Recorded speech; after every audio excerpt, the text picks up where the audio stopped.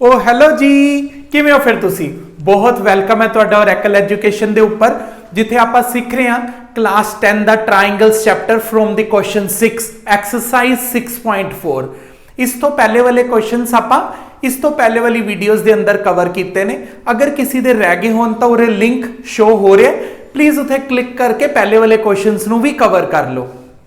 देखो, prove that ratio of two similar triangles is equal to the square of ratio of their corresponding medians।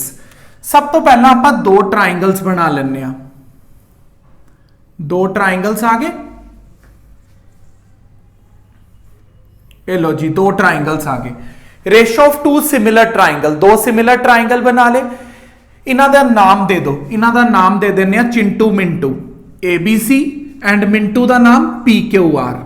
ये चिंटू मिंटू दो triangles आ गए।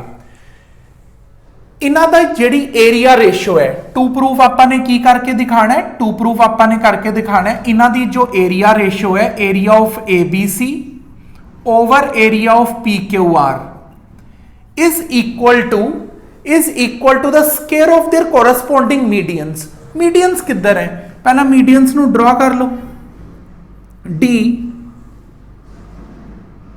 ते इधर लिख दो M। मीडियन की होंदा ओपोजिट साइड नु टू इक्वल हाफ दे अंदर डिवाइड कर दिंदा है, is equal to the square of medians AD square over PM square. ये आपां ने प्रूफ करके दिखाना है। हुण देखो किवें करदे हैं। सब तो पहला आपां की करांगे, सब तो पहला आपां की करांगे, दो छोटे ट्राइंगल्स लवांगे। मैं तुहानूं शेड करदा किहड़े दो ट्राइंगल्स दे बारे गल कर रहे हैं। एक ये वाला ट्राइंगल, एक ये वाला ट्राइंगल। ये दो ट्राइंगल्स मैं शेड करते। इन्हां दो ट्राइंगल्स नूं आपां लैणा है, triangle ABD and triangle PQM। ठीक है, हुण मेरी गल नूं ना बहुत ध्यान नाल सुनना। गिवन दे अंदर अपने कोल की है? गिवन दे अंदर अपने कोल हैगा there are two similar triangles. Triangle ABC similar है ट्राइंगल PQR दे। अगर ट्राइंगल दो मेरे को सिमिलर ने तो उन्होंने एरिया रेशो तो लवांगे ही लवांगे। सिंपल रेशो भी तो लिख सकते हैं ना, AB over PQ, BC over QR, AC over PR। ते उन्होंने एंगल्स भी equal, angle A angle P they equal, angle B angle Q they equal और एंगल C एंगल R दे इक्वल। क्लियर हो गया? ये मेरे को सारा मटीरियल गिवन है, उन्होंने रेशियोज भी इक्वल, उन्होंने एंगल्स भी इक्वल, क्योंकि उन्होंने मैनू कहता सी we have two similar triangles. हुण मैं सिलेक्ट करवाए ने तुहाडे कोल दो छोटू ट्राइंगल्स। ये दो छोटू ट्राइंगल्स दे अंदर की आ रहे हैं? दो छोटू ट्राइंगल्स दे एंगल B एंगल Q दे इक्वल आ रहा। देखो छोटा जा लिखा ना मैं, BQ दे इक्वल है। इनू लिखोगे तुसी गिवन। ठीक है, फिर होर की है? जो AB है उदी PQ दे नाल रेशो, AB ओवर PQ किदे इक्वल है? BC ओवर QR दे। इत्थे आंदी है ट्विस्ट दी गल, तुसी छोटे ट्राइंगल च BC तो लिख नहीं सकते ते इधर भी छोटे ट्राइंगल च QR तो लिख नहीं सकते, लेकिन मैं तुहानू की सिखाया एवें तो लिख सकते हो ना, twice BD over twice QM। ये भी मैं सिर्फ और सिर्फ तदी लिख पा रहा because I have given that we have a medians. Median एक साइड नू टू इक्वल हाफ दे अंदर डिवाइड करते हैं, सिर्फ और सिर्फ मैं तदी लिख पा रहा। BD का डबल करांगा तो पूरा BC आ जाएगा, QM का डबल करांगा तो पूरा QR आ जाएगा। जो मेरे को गिवन है मैं उन्होंने चेंज नहीं कर रहा, मैं उन्होंने बस उधर लिखन का तरीका दूसरा करता। लिखा वही है, देखो BD का डबल BC ही होंगे एंड QM का डबल QR ही होंगे। लिखा मैं वही चीज है, बस उन्होंने लिखन का तरीका बदलता। जिवें मेरा नाम परनीत है, ठीक है, तो मैं इनू एवें लिख भी सकदा। ठीक है, लिखा तो परनीत ही है, बस लैंग्वेज बदलती। वही सेम चीज है इधर भी। हुण मेरे को साइडा दी रेशो और एंगल, तो इनू की नाम दवांगा मैं? SAS rule. SAS रूल नाल ट्राइंगल ABD सिमिलर हो गया PQM दे। ट्राइंगल सिमिलर हो गया। अगर ट्राइंगल सिमिलर है तो तुसी एरिया रेशो लिख लो।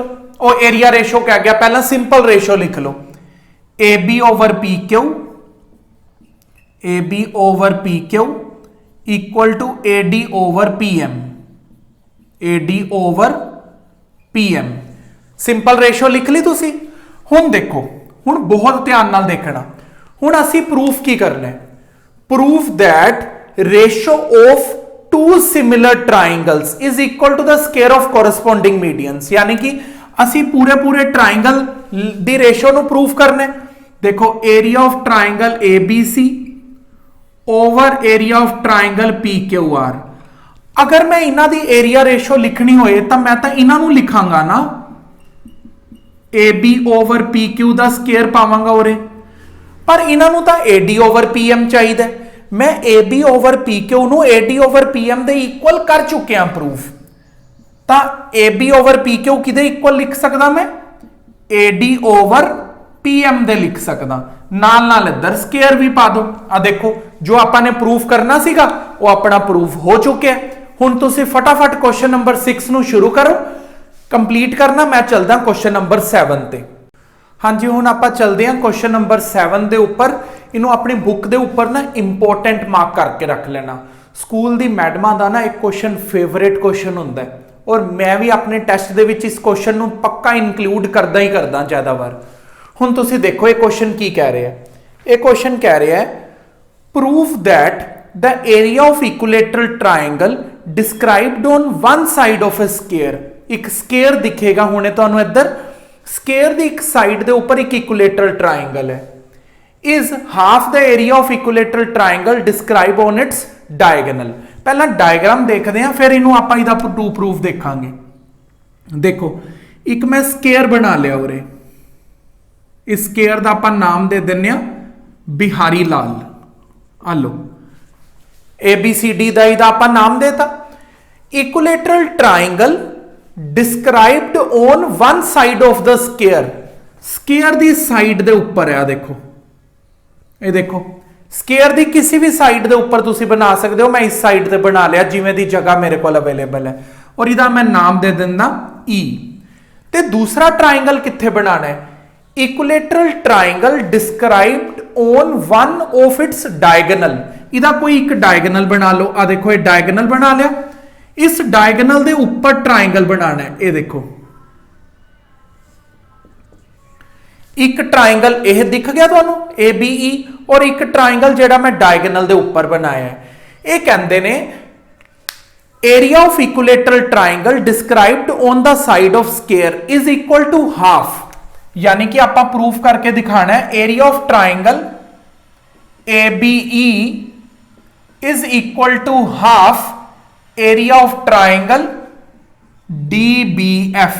मतलब जेड़ा साइड दे ऊपर ट्राइंगल बना के दिता है तुसी, साइड दे ऊपर जो ट्राइंगल बनाया है इहदा एरिया हाफ है उस ट्राइंगल तो जिस ट्राइंगल नु तुसी डायगोनल दे ऊपर बनाया है। यह हैगा अपना टू प्रूफ। चलदे हां हुण प्रूफ करन च। बहुत ध्यान नाल एक मेरी गल सुनो। ये जेडे दोनों ट्राइंगल्स मैं ड्रॉ किए ने, ये दोनों ट्राइंगल्स की ने, इक्विलेटरल ट्राइंगल्स ने। इक्विलेटरल ट्राइंगल्स दे विच की चीज कॉमन हुंदी है, इक्विलेटरल ट्राइंगल्स च कॉमन हुंदी है भी इन्हां दे सारियां दे एंगल की होणगे 60 डिग्री होणगे। यानी कि ये दोनों ट्राइंगल अगर इक्विलेटरल ट्राइंगल्स ने तो इन्हां दे एंगल्स तो इक्वल होणगे। अगर इन्हां दे एंगल्स इक्वल ने बाय ट्रिपल ए रूल मैं कह सकदा भी ये दोनों ट्राइंगल सिमिलर ने। कहण दी भी नहीं लोड़, तुसीं सिर्फ इधर लिख दो triangle A B E is similar to triangle BDF because they are equilateral triangles. All angles are 60 degree by triple A similarity criteria दे नाल मैं लिखता भी ये दोनों ट्राइंगल्स की ने सिमिलर ने। ठीक है, ये भी तुसी गिवन दे अंदर लिख के रख लो। हुण मेरी गल नूं सुनो ध्यान नाल, प्रूफ दे अंदर आपां किवें करना है। प्रूफ दे अंदर देखो, प्रूफ दे अंदर तुसी तुहानूं याद होएगा स्क्वायर दे सारे एंगल्स 90 डिग्री दे हुंदे ने और 90 डिग्री के सामने वाली साइड की होंगी है, हाइपोटेन्यूज होंगी है। तो अगर मैं ट्राइंगल लिखा BAD तो ये मैं पाइथागोरस थ्योरम लगा सकता ना, किवें?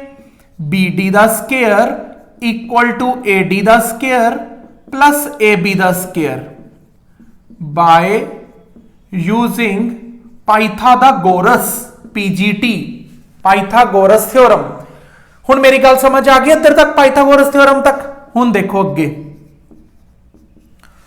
हुण जो AD है ते AB है एक दूजे दे की ने? इक्वल। पूछो क्यों? क्योंकि स्केयर दियां तां सारियां साइडां इक्वल हुंदियां ने, तां AD दी जगह ते मैं की लिख दांगा? AB लिख दांगा। हो गया?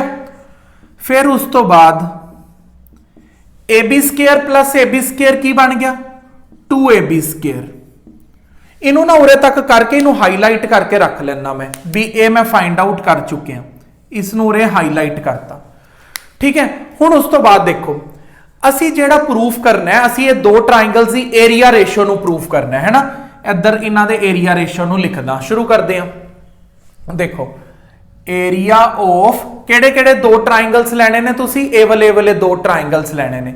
Area of ABE over area of DBF।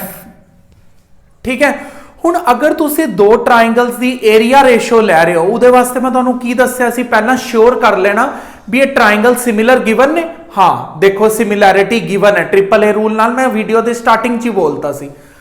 हुण इन्हां दी एरिया रेशो च तुसी की लिखोगे? AB square over DB square. हुण DB स्क्वायर है जेड़ा, वो DB स्क्वायर किदे इक्वल है? ट्वाइस AB स्क्वायर दे। इधर लिखो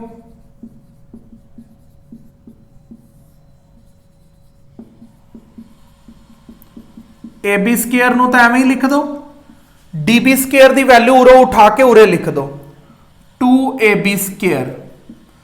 AB स्क्वायर नाल AB स्क्वायर कट गया, ये देखो 1/2 दे इक्वल प्रूफ हो गया ना अपने को।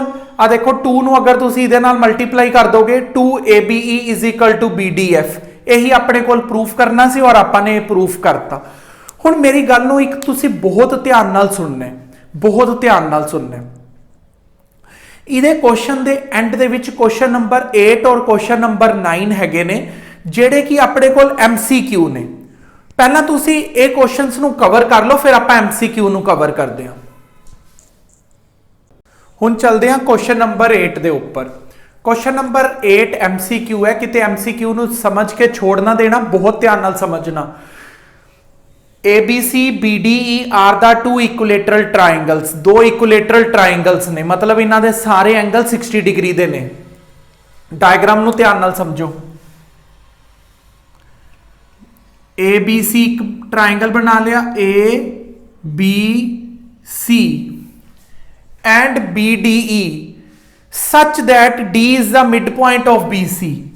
D है जो वो मिड पॉइंट है BC दा। ठीक है, हुण उस तो बाद ट्राइंगल देखो BDE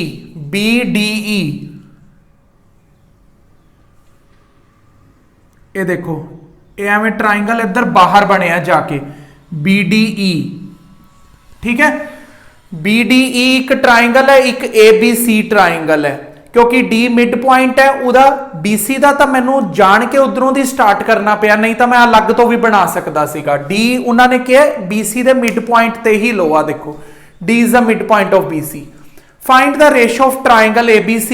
एक तो मेरे को ट्राइंगल है ये वाला ABC पूरा, और एक ये वाला ट्राइंगल है।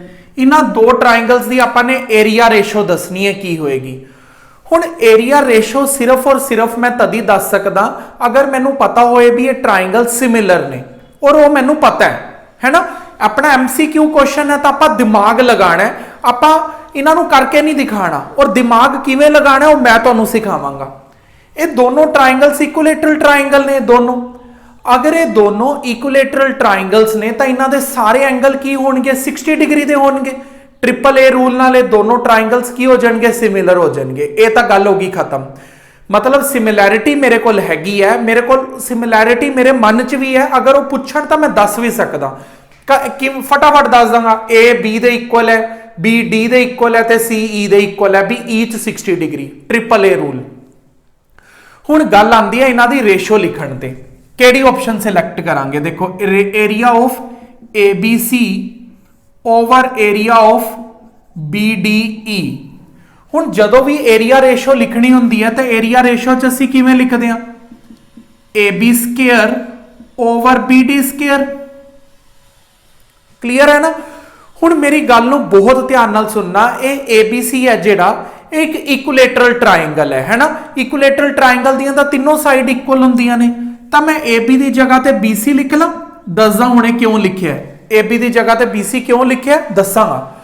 ते बी डी डी उन्होंने कहा मिड पॉइंट है, तो मैं एवें लिख सकदा भी जेड़ा की कहंदे, बहुत ध्यान नाल सुनना किवें लिखांगा मैं, एवें लिख सकदा बी सी दा हाफ,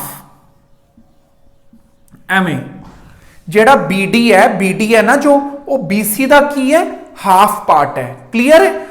हुण देखो इधर आ गया बी सी स्केयर और इधर की आएगा बी सी स्केयर ओवर 4। हुण ऊपर वाली चीज नूं तां एवें ही पिया रहण दो, नीचे वाली चीज की हो जाएगी, रेसिप्रोकल हो जाएगी। 4 ऊपर बी सी स्केयर नीचे, स्केयर दे नाल स्केयर कट गया, तां आंसर की आ गया 4:1 ते कर दे टिक ऑप्शन नंबर 4। हुण अपना एक होर पार्ट हैगा, क्वेश्चन नंबर 9 है। क्वेश्चन नंबर 9 नूं बहुत ध्यान नाल सुनना, आपां फटाफट इनू ना इरेज करदे हां। क्वेश्चन नंबर 9 भी फटाफट कर लेने। देखो क्वेश्चन नंबर 9 की कह रहे हैं, sides of two triangle are in the ratio. दो ट्राइंगल्स ने मेरे को, A B C and triangle P Q R. अच्छा ये क्वेश्चन नंबर 9 कर रहे हैं, क्वेश्चन नंबर 8 नूं ना समझ लेना, इसलिए फटाफट इरेज कर दा। ठीक है, sides of two similar triangles are in the ratio, मतलब ये दो साइड्स ने, ये दो ट्राइंगल सिमिलर ने, तो इन्हां दी A B over P Q दी और रेशो की कह रहे हैं 4:9 है। Then the area ratio will be, area ratio पूछी है, तो एरिया रेशो की होगी area of A B C over area of P Q R, तो की होगी 16:9। देखो ऑप्शन हैगी अपने को 9 दा स्केयर 81, ऑप्शन हैगी अपने को, देखो ऑप्शन नंबर डी हैगी है। हुण ये अपनी 6.4 एक्सरसाइज पूरी कंप्लीट हो जाती है। मैं तुहानू थ्योरम भी कराई है, एग्जाम्पल्स भी कराई है और सारे क्वेश्चंस भी कराए ने। अगर तुहानू ये मेरी कोशिश ठीक लगी होए, सारे सम्स तुहानू मेरे समझ आ गए होण, प्लीज सब्सक्राइब कर देना चैनल नू और दूसरे बच्चों नाल भी शेयर कर देना और लाइक बटन नू भी क्लिक कर देना। Thank you for today.